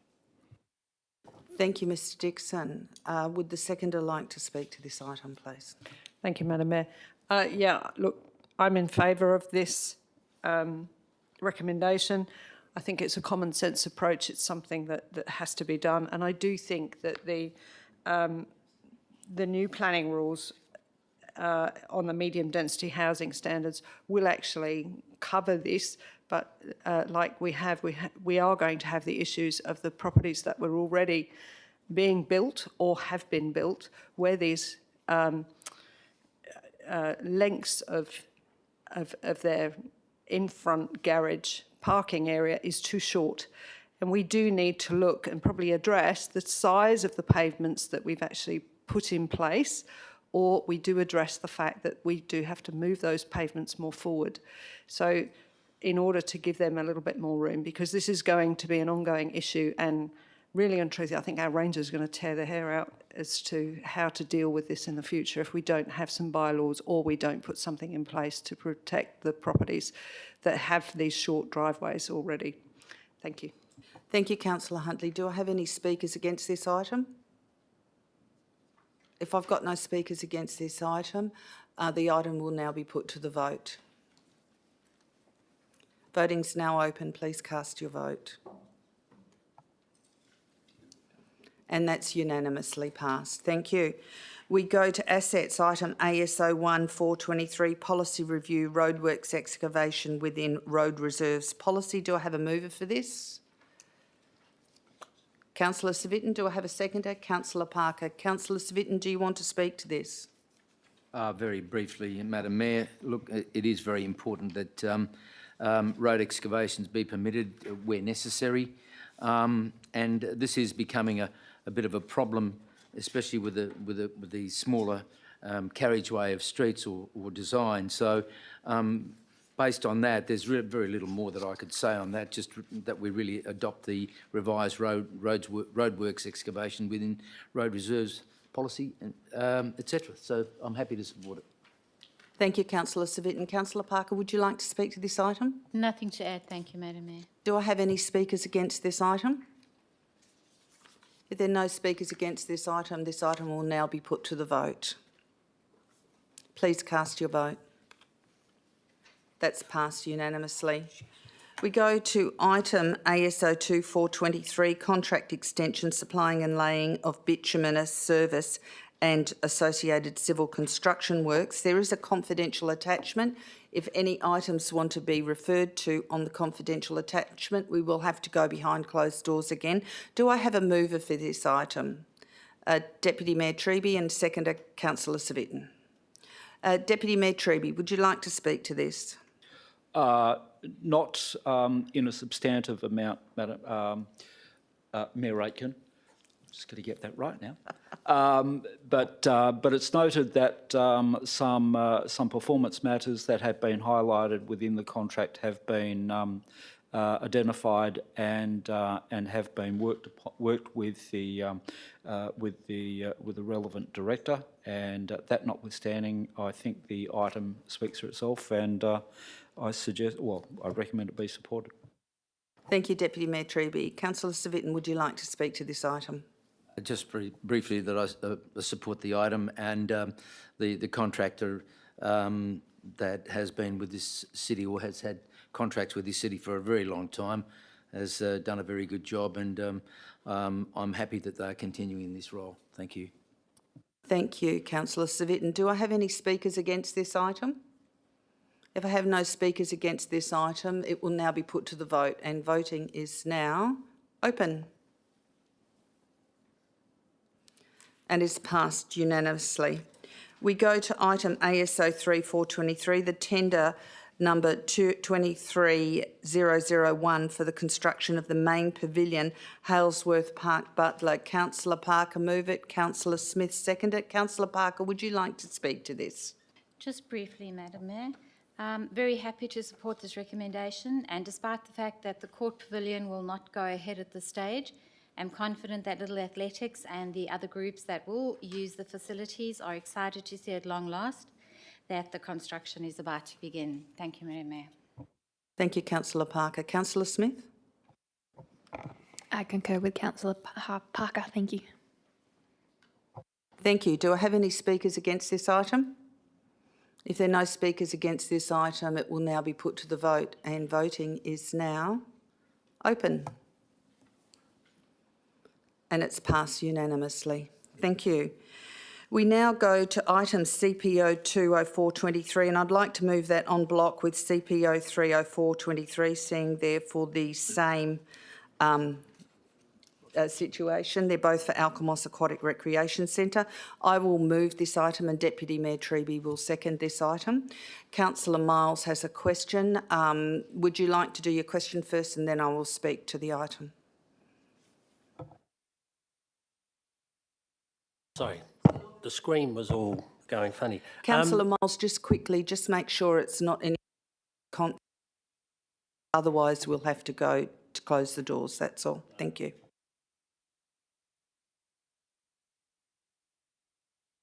My question is to do with the dates. So on page 60, I'll use page 60 as an example. Some of the, I guess, estimated project timelines are listed there.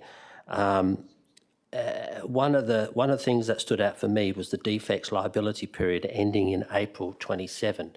Is that my understanding of what that means there?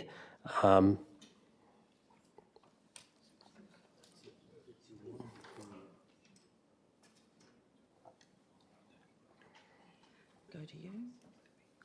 Ms Terrelink. Through you, Mayor, yes, a 12-month defect period is standard for a number of our construction contracts. With that, thank you. Councillor Miles. Yep, thanks, Mayor. I guess the other part of that is noting some other. I guess I'm just concerned that the contract that may be put out, we're going to be dependent on other services being placed in the way.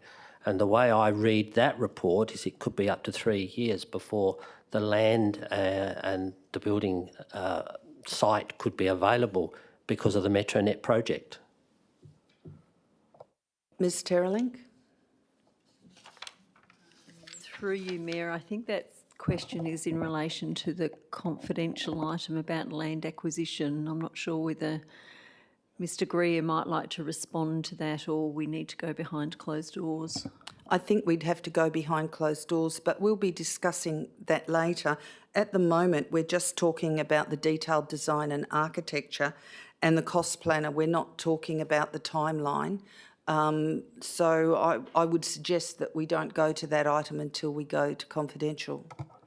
Yeah, no, I understand, Mayor. I think, I guess they are all linked, and that was my other question to administration, because on page 67 and also on the other item after it, it sort of then says that this item and the other item that we're talking about is all subject to council recommendations on CRO 30423.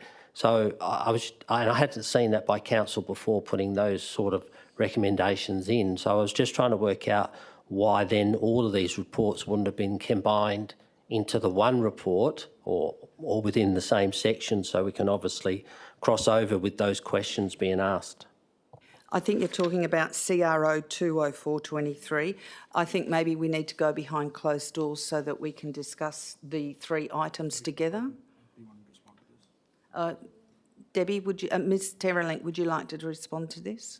Through you, Mayor, the reason that they have been done separately is that apart from the confidential attachments to the tender reports, there is no need for these to be confidential reports. However, the land acquisition has got commercial information in it, and that's why it is confidential. Thank you, Ms Terrelink. So, Councillor Miles, you happy with that? Yeah, I'm happy to deal with them. I just had questions regarding them, but I'll discuss them further in the confidential one. Thank you, Councillor Miles. Do I have any speakers against? Do you have a question, do you, Councillor Wright? Yes, I do have a question, Mayor, just before you speak on the item. On page 76, the recommendation, as Councillor Miles quoted, is CR03. That needs to be changed to 2, just so we're referring to the right item in the agenda as part of the recommendation, because it's got CR03. That's all. Oh, yeah, the recommendation's CR03, but it's actually CR02 in the agenda. Yeah, you're absolutely correct, Councillor Wright. Okay, so I would like to speak to this item. At last, we are going out to detailed design and we'll have a true vision of what we will be building in the near future for the community in Alkimos. Can't wait. We've got the cost planner services happening, but I cannot wait. The community cannot wait for this facility. The only 50-metre swimming pool in the city of Wanneroo and 4 basketball courts to hopefully start a basketball competition in the northern suburbs using our other facilities. This is groundbreaking for the city of Wanneroo. It is exciting. It's a major project, and I can't wait to see what the architect, how they put it together. I'm really looking forward to it, and I ask that my fellow councillors support this. Thank you. Deputy Mayor Treby, would you like to speak to this item? Thank you, Madam Mayor. These are the first 2 significant contracts to be let and appointed on this groundbreaking and generationally defining piece of infrastructure for the northern coastal area of the city. It is one of those projects, I think the first in a pipeline of major investments promising a bright future for the city, right across the city, but more specifically in that northern coastal area. And with the inclusion of the 4 courts, it would be good to see an invitation come out from the Mayor on behalf of Council for the Wolves Basketball Club to relocate their centre of operations to Alkimos. Yeah, that'd be cool. Any speakers against? No speakers against. I will now put these items to the vote. Voting is now open. Please cast your vote. Good. And it's passed unanimously, councillors. We move on to the next item, which is financial activity statement for the period ended 28th February 23. This is CSO 10423, and I would like to move on block CSO 2423, which is the warrant of payments for 28th of February 2023. Are there any objections to moving it on block? Okay, who would like to move it? Councillor Civic and seconder Deputy Mayor Treby. Okay, Councillor Civic, would you like to speak to these items? Happy with the recommendation. Thank you, Mayor. Deputy Mayor Treby, would you like to speak to these items? I'm happy with the fact that Councillor Civitton's happy with the recommendations, Madam Mayor. Do I have any speakers against this? I have a question. Councillor Miles. Yeah, thank you, Mayor. Just a question on CSO 10423. Yep. And just on page, let me go to it, easy one, 83. I just wanted to ask administration with regard to green fees and driving range, is the Carramar and Marangaroo golf courses back to pre-COVID levels of bookings? Is that why we've seen a reduction in the green fees and the driving range fees? Ms Jennings. Thank you, through the chair. A bit of the differences that are happening are more about the way that we've structured the fees with the new management. So I think I've mentioned it before that we'll eventually come to a place that it works and we know exactly how it works. So next year's budget will probably be more accurate than the current ones because we did this at a previous time. So, excuse me, I think there's still good population going through the golf courses, but of course we did have a very high during COVID.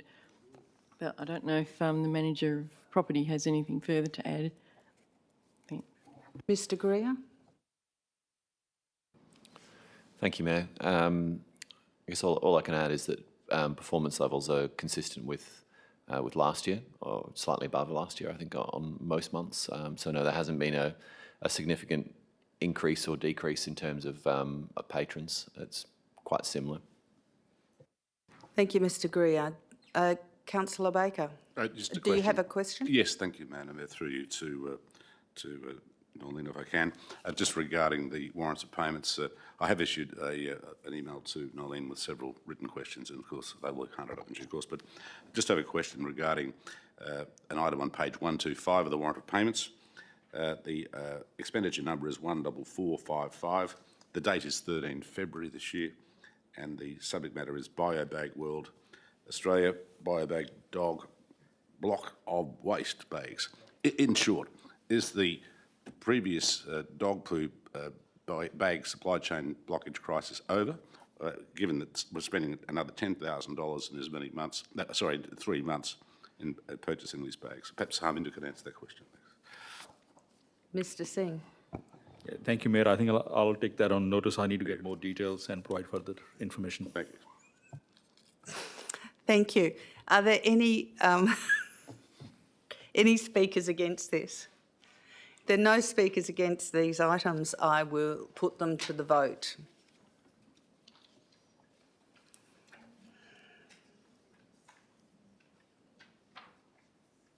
Two people haven't voted, Councillor Parker and Councillor Coetzee. And they were passed unanimously. We have item CEO 423 from the Central West Ward vacancy, Chief Executive Office. Mover, Councillor Rowe. Seconder, Councillor Wright. Councillor Rowe, would you like to speak to this item? Just briefly, thank you, Mayor Aitken. I think the report does speak for itself. From a cost-benefit analysis, it is definitely a wise and prudent decision. From a practical sense, to host a by-election less than 6 months out from an ordinary election, it would be impractical, and I believe it would be unfair for any successful candidate to have to defend their position less than 6 months thereafter. Appreciate the efforts of the acting CEO to get the additional information to us last week, which confirms my support for the matter. And then just on a personal point, I know, Mayor, you've already publicly thanked Councillor Sangali for her extended service to the city. The reason I wanted to put my hand up in support was to offer my personal thanks to her for her time here as well.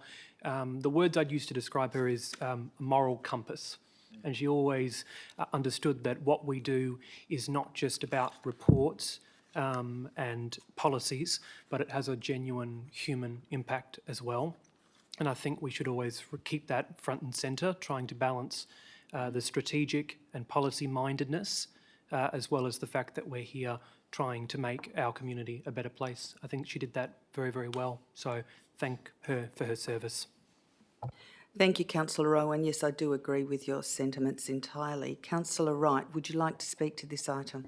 Thank you, Mayor, and I don't know how I can top that off because I think Councillor Rowe spoke some very good words. Just in regards to that, obviously very sensible to do that moving forward. Obviously putting that off, delaying that, it's sensible in the circumstances we're in. Just in regards to Councillor Sangali on a personal note as well, thanking her for her service to the council, both as a councillor, as a deputy mayor, and all the delegate positions that she's represented us on.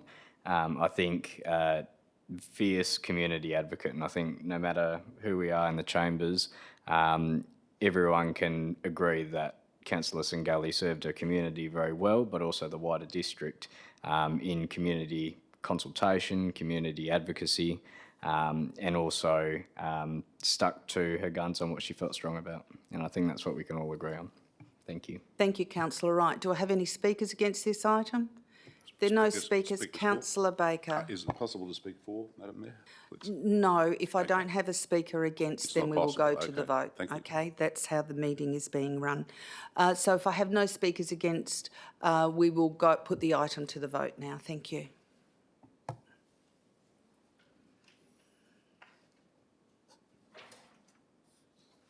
And that was passed unanimously. Item 9, motions on notice, we have none. Item 10, urgent business, we have none. Yes?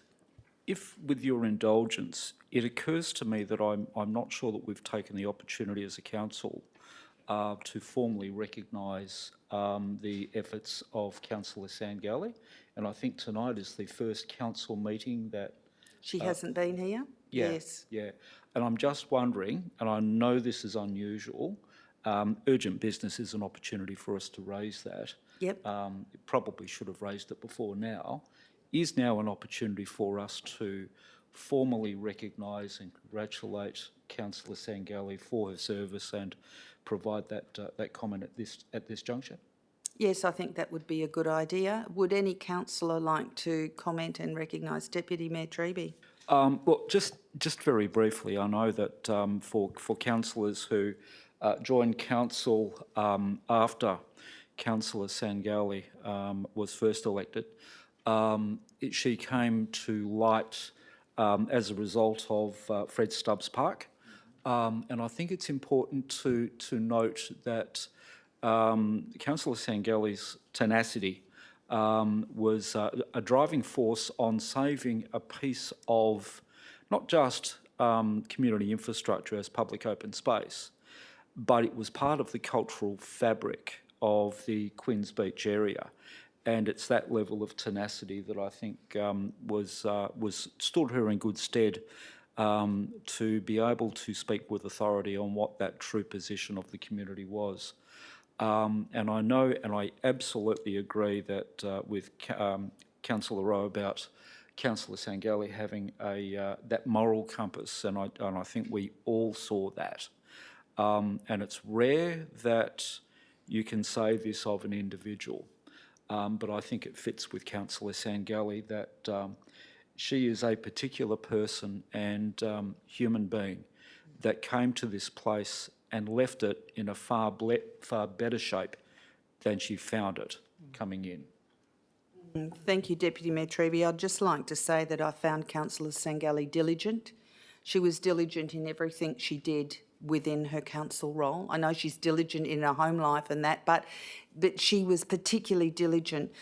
She goes down every day to check on the erosion down the beach. She's diligent with her understanding of the tides and how the sand moves in the beach and how erosion happens, and with environmental studies. And that brought an extra level to our investigations. And I'm sure Rory in our environmental space was very happy to have her on board working together. And as soon as there was a big storm she was down on the beaches checking the erosion, checking where we were, and then letting the city staff know. I'm very grateful for having known her, but grateful for the privilege of being able to work with her and learn more about our erosion and about how our coastline works. Thank you, and I'd just like to publicly say thank you to her. Would anyone else like to make comment about Councillor Sangali and commend her? Thank you. Councillor Coetzee. Thank you. I've known Natalie for almost 6 years now. The first year I actually ran against her for council, she beat me, and good on her.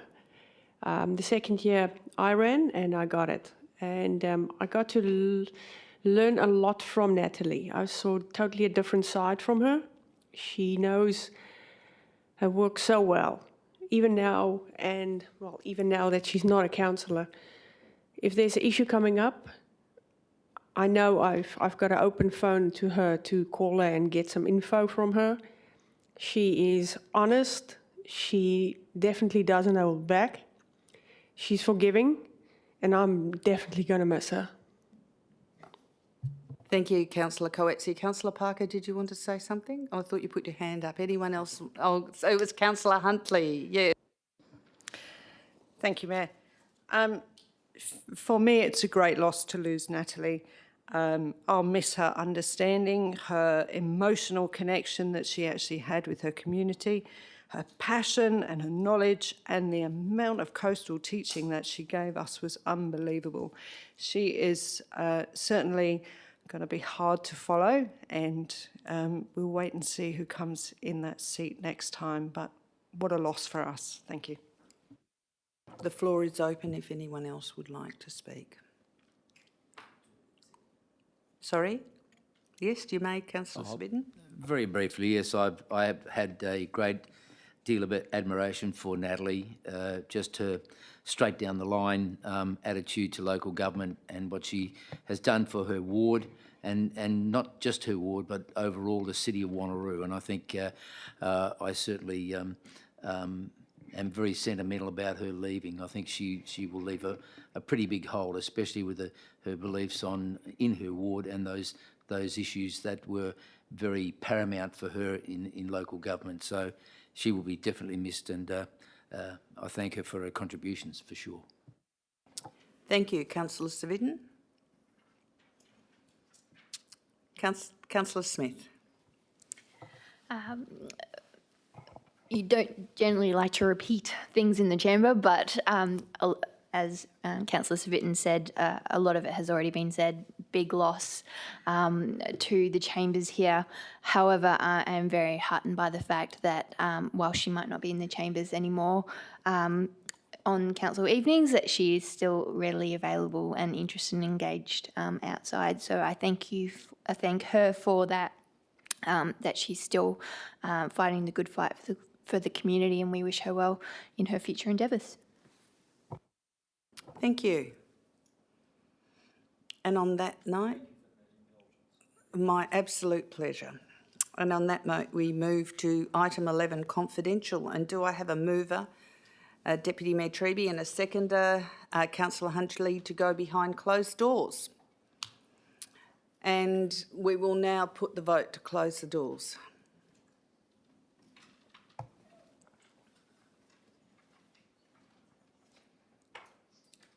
Councillor Parker. And we have unanimous to close the doors, so we will just close the doors. And we will go off air while we consider these confidential items.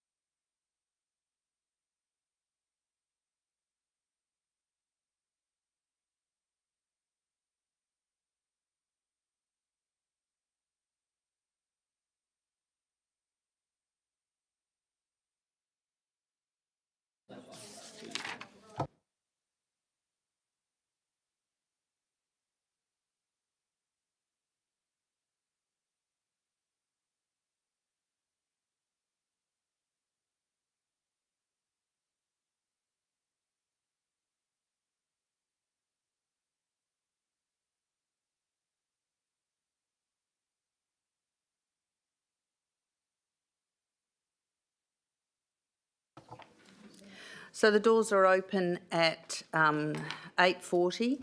And the resolutions for the items in confidential, CR 020423 was passed unanimously, and the recommendation is that Council 1 supports in principle the acquisition of a 3.5 hectare, in brackets approximate, subject to survey portion of 2570 Marmion Avenue, Alkimos, currently comprised in Lot 2 on Deposited Plan 419385, Certificate of Title Volume 2985, Folio 162, for the site of the Alkimos Aquatic and Recreation Centre. 2. Authorises to facilitate the acquisition of the land described in Item 1. A, the City purchasing a 1.5 hectare portion of 2570 Marmion Avenue, Alkimos, from the Western Australian Land Authority, trading as Development WA, on the commercial terms outlined in the body of the administration report. B, the City transferring the land described in Item 2A to the State of Western Australia, acting through the Minister for Lands, for no monetary consideration for vesting as Crown land, and C, the City accepting a management order from the State of Western Australia for the land described in Item 1, comprising of 1, the land described in Items 2A and B, and 2, a 2 hectare area transferred directly to the State of Western Australia by the Western Australian Land Authority, trading as Development WA. That management order being for the purpose of aquatic centre, recreation and community centre, and having a power to lease or licence for a term not exceeding 42 years, subject to the consent of the Minister for Lands under Section 18 of the Land Administration Act 1997 WA. 3. Notes the purchase of land described in Item 2A will be funded A, primarily by the Alkimos Eglinton Developer Contribution Plan, and B, any residual portion by the Regional Recreation Reserve, with the apportionment to be determined as outlined in the administration report. 4, authorises the Chief Executive Officer or a nominee of the Chief Executive Officer to execute A contract of sale between the City and the Western Australian Land Authority, trading as Development WA, for the purchase described in Item 2A on the commercial terms outlined for the administration report, and B, a deed between the City and the State of Western Australia, acting through the Minister for Lands, for the transfer, vesting and grant of management order as described in Items 2B and 2C on the commercial terms outlined in the body of the administration report, and any other associated documentation between the City, the Western Australian Land Authority and the State of Western Australia in relation to Items 1 and 2 above. And 5, notes that A, the City will prepare a business plan in accordance with Section 3.59 of the Local Government Act 1995 of Western Australia in relation to the acquisition and development of land for the Alkimos Aquatic and Recreation Centre being a major land transaction, and B, after the last day for submissions in response to the statewide public notice advertising the business plan, a report will be provided to Council to consider any submissions and determine whether to proceed with the business plan. Item CR 030423 was passed unanimously, which the recommendation is 1, approves the acquisition of the portion of Lot 16252 Nangara Road, Lansdale, identified in the administration report from Sheffell Proprietary Limited, ACN number 009149848, at the agreed amount to be funded from the Town Planning Scheme number 5 funds, and authorises the Chief Executive Officer or a nominee of the Chief Executive Officer to execute the contract of sale and any other associated documentation between the City and Sheffell Proprietary Limited in relation to Item 1 above. CR 040423 was passed unanimously, and the recommendation is that Council agrees to support the name change and recommended amendments to the TPRC Establishment Agreement as contained in this report.